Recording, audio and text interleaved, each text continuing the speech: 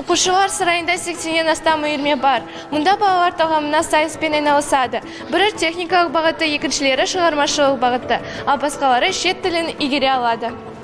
Өзге тілдің бәрін біл, өз тіліңді құрметте деген мақалды білмейтін адам кем-де-кем. Елімізде соңғы жылдары мемлекеттік тілден бөлек ағылшын тілін игеруге де басымдық беріледі. Бұл ретте оқушылар сарайында арнайы үйірме де қарастырылған. Біздің үйірме Digital English деп аталады. Менің үйірмем 6-17 жастағы балалар қатысады.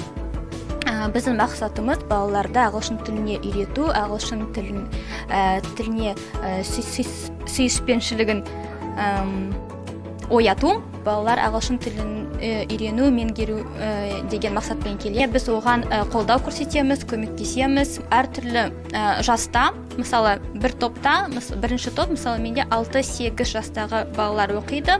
Олардың меңгеру деңгейлері де әртүрлі болып саналады. Өйткені, мысалы біреу 6 жаста болса, екіншісі 8 жастағы бала.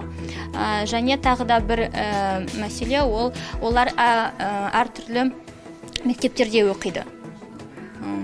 Сондықтан деңгейлері бірдей емес. Бірақ жалпы біз барлық балаға көңіл бөлеміз. Үйрену балалар үшін оңай ма? Немесе қиындықтар туындайтын кездер болады?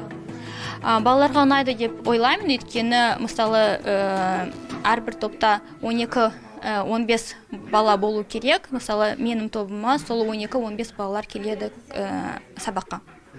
Оқушылар неге шет тілдерін үйренуі керек деп ойлайсыз?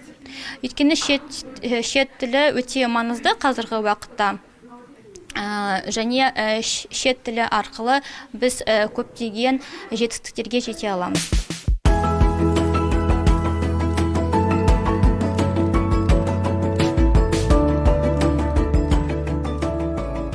Оқытушы 2015 жылы Астана қаласындағы Лев Гумилев атындағы Еуразия ұлттық университетін бітірген болатын. Бүгіндері Гүлнұр Нұрланқызы мектеп жасындағы балаларды білім нәрімен сусындатып келеді.